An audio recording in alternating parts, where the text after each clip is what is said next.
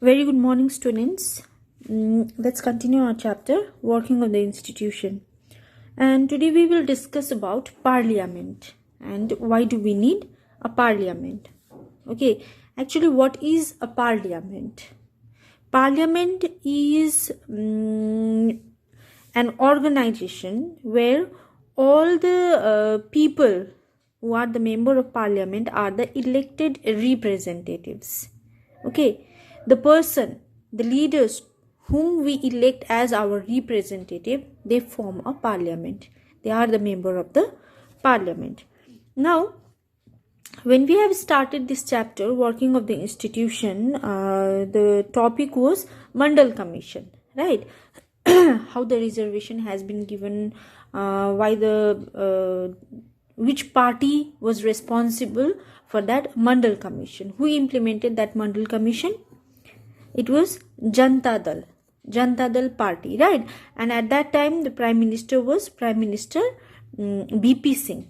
He gave the ordinance, he gave the order to implement reservation for the OBCs, other backward classes. At that time we have discussed, because we know that whenever new laws are formed, new reservations are formed, parliament is responsible for that, right? But when we were talking about that Mandal Commission, when we have started this chapter, we have learned that Prime Minister VP Singh gave an order to implement that Mandal Commission, right?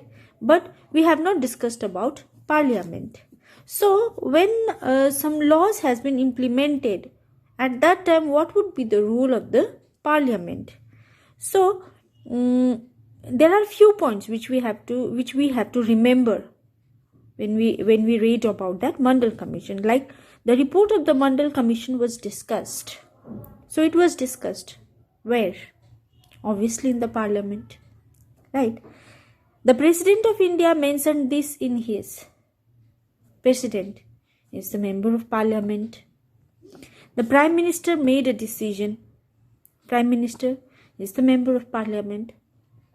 So whenever a major decisions will be taken, at that time the topic has to be discussed in the parliament, and the decision makers are the member of the parliament. So this is called parliament. This is how parliament has implemented those decisions, and parliament is responsible. Okay, now why do we need a parliament?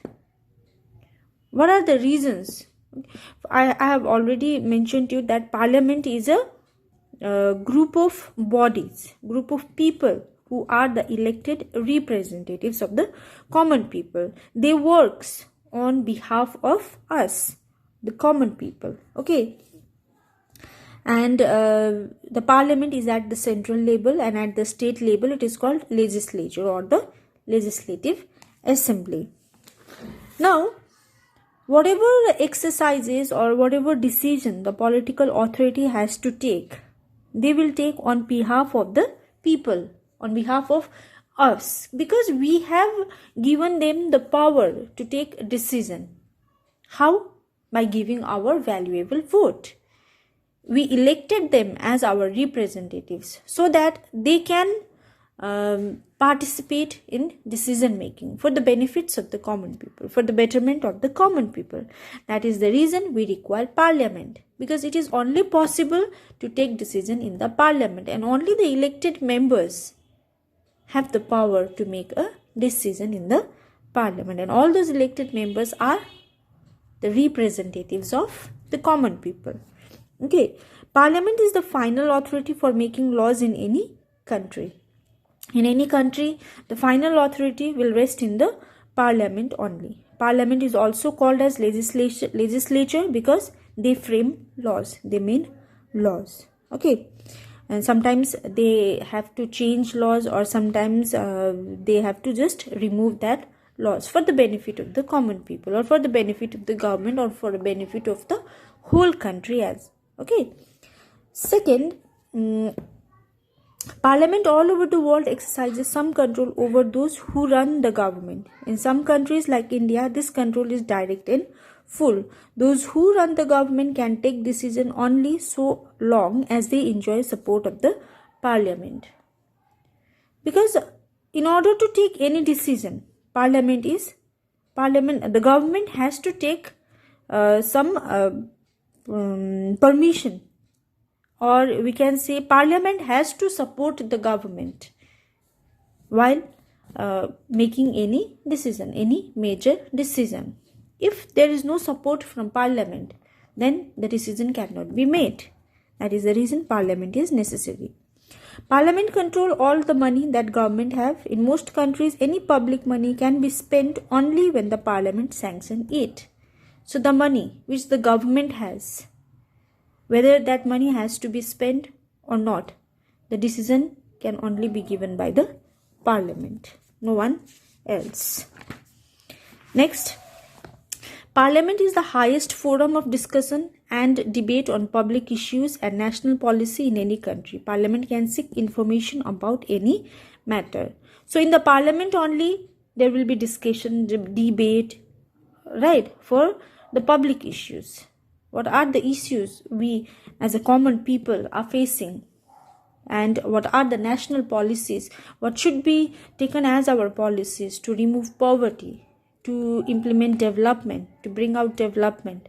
All these things will be discussed only in the Parliament for the whole country. So this is the reason there are 4 points. You have to remember those 4 points. Why do we need Parliament? These 4 points are very, very important. This is the answer. Okay. Now the 2 houses of Parliament. You have already known the 2 houses of Parliament. One is Rajya Sabha and the other house is Lok Sabha. Okay. Lok Sabha is for the center and Rajya Sabha is for the state. Okay, the member of the Lok Sabha are elected directly by the common people, and the member of the Rajya Sabha are elected indirectly. Okay, in our country also we have 2 houses and known as Council of State. Council of State is called Rajya Sabha and the Houses of People is called Lok Sabha. President of India is part of the Parliament, although she is not a member of either of the house. President is a part of Parliament, but he or she is not the member of either of the house, nor Lok Sabha, or neither Lok Sabha nor Rajya Sabha. Okay, that is the reason whenever any major decision taken at that time, it is very, very important to have a president assent.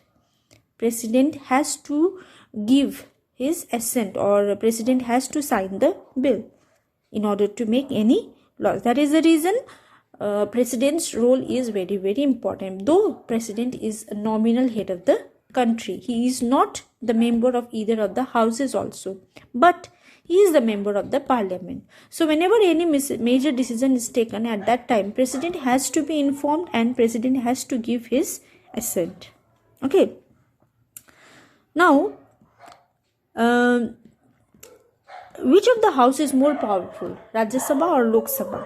Sometimes, because Rajya Sabha is known as upper chamber and the Lok Sabha is known as lower chamber, right? But which one is, because Rajya Sabha is called upper chamber, do you think Rajya Sabha upper chamber is more powerful? No. The answer is no. Because upper chamber or the Rajya Sabha is for the state, only state, and Lok Sabha is for the center as a whole, a country as a whole. So obviously Lok Sabha is very, very important and powerful also. Now, both the Rajya Sabha and Lok Sabha have given certain special powers. Okay, so but on most matters, the Lok Sabha exercises supreme power. How? Let us see how Lok Sabha exercises supreme power, or how Lok Sabha is more powerful than the Rajya Sabha. First, any ordinary law needs to be passed by both the houses. If any ordinary law has been discussed, that law has to be passed by both the houses, from Rajya Sabha as well and the Lok Sabha as well. Okay, and the final decision is taken in a joint session in which members of both the houses sit together. First, the bill will be discussed in Rajya Sabha. If Rajya Sabha passed that bill goes to the Lok Sabha, then the bill will be discussed in the Lok Sabha, and after Lok Sabha passed that bill, there will be a joint session from both Lok Sabha and Rajya Sabha. The members should be present in that joint session, and then again that bill will be discussed. Okay. Because of the larger number of the member, the view of the Lok Sabha is likely to prevail in such a meeting. Sometimes, because in joint session, the member of the Lok Sabha is larger than the Rajya Sabha, right? Because we have 543 constituencies. In Lok Sabha, how many members are there? 543 members. And in Rajya Sabha, it deals according to the size of the population or size of the states. There is no fixed number of member, but in Lok Sabha there is a fixed number of member, that is 543, more than Rajya Sabha. So whenever a joint session will be held, the member of the Lok Sabha will be larger over there. So the decision will be taken at that time. So because the member of the Lok Sabha is highest in number, they will be responsible for any decision making. So in any ordinary law, if any ordinary law has to be made, at that time the bill has to be discussed or passed by both the houses, Rajya Sabha and the Lok Sabha. But whenever that bill will be discussed in a joint session, the member of the Lok Sabha will be in higher number. So you can imagine Lok Sabha is little bit, from the first point we can say Lok Sabha is powerful than the Rajya Sabha. Second, Lok Sabha exercises more power in money matters. Once the Lok Sabha passes the budget of the government or any other money related law, Rajya Sabha cannot reject it. The Rajya Sabha can only delay it by 14 days or suggest change in it. The Lok Sabha may or may not accept these changes. Now, number 1 point is about ordinary law. Number 2 is a money bill. Money bill will only be discussed in the Lok Sabha, not in the Rajya Sabha. After the money bill will be passed by the Lok Sabha, they will send that bill to the Rajya Sabha. But Rajya Sabha has only 14 days in their hand. Okay, they can delay for 14 days. And sometimes they request the Lok Sabha to do certain changes in that money bill. But it is not mandatory for the Lok Sabha to change that. It's up to Lok Sabha whether they wanted to change something or not. Rajya Sabha can only give suggestion and Rajya Sabha cannot reject that bill. So Lok Sabha is very, very powerful than the Rajya Sabha because all the money bill will be discussed only in Lok Sabha. Rajya Sabha only will have the information regarding that money bill. Okay. Third point, most importantly, the Lok Sabha controls the Council of Ministers. Only a person who enjoys the support of majority of the members in the Lok Sabha is appointed the Prime Minister. If the majority of the Lok Sabha members says they have no confidence in the Council of Ministers, all ministers including the Prime Minister have to quit. The Rajya Sabha does not have this power. Next, the most important power of the Lok Sabha is that the Council of Ministers. Because first of all, the Lok Sabha elects the member of the parliament elects Prime Minister. Okay. After becoming Prime Minister has to choose certain members. Okay, important members. And those members will be called as the Council of Ministers. And every decision making, whenever the Prime Minister is involved in any decision making, the Council of Ministers is very, very important. Without Council of Ministers, Prime Minister cannot take any major decision. And all those Council of Ministers are from the Lok Sabha. Okay, like for example, 543 members are there in the Lok Sabha.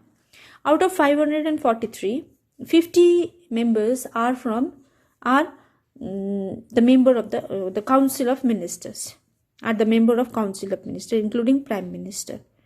Okay, so all those members, all those Council of Ministers are also a member of the Parliament, MPs, right? Member of the Lok Sabha. Now, in some cases, the member of the Lok Sabhas, they are not happy with the government. They are not happy with the Council of Ministers, and At that time, if the Lok Sabha says we do not have any confidence in this Council of Ministers, we don't want this Council of Ministers, at that time all the Council of Ministers, including Prime Minister, has to quit, and there will be again another election for the Prime Minister and the Council of Ministers, and this power rests only with the Lok Sabha, not in the hands of the Rajya Sabha. This makes Lok Sabha very, very powerful than the Rajya Sabha. Okay, so these are the 3 points. Ordinary bill will be discussed both in the House, but whenever there will be a joint session, there will be large number of members from the Parliament. So the Lok Sabha is powerful. Money bill cannot be discussed in the Rajya Sabha. Money bill can only be discussed in the Lok Sabha, again powerful. Then the Council of Ministers, all the Council of Ministers are the member of the Lok Sabha, and if the Lok Sabha's member says that we do not have any confidence in this Council of Ministers, at that time the Council of Ministers, including Prime Minister, has to quit or resign. So this power rests only with the member of the Lok Sabha or the Lok Sabha. Rajya Sabha do not have this power. So this is why Lok Sabha is very, very superior than the Rajya Sabha. Okay, I hope all of you have cleared this. I made you clear.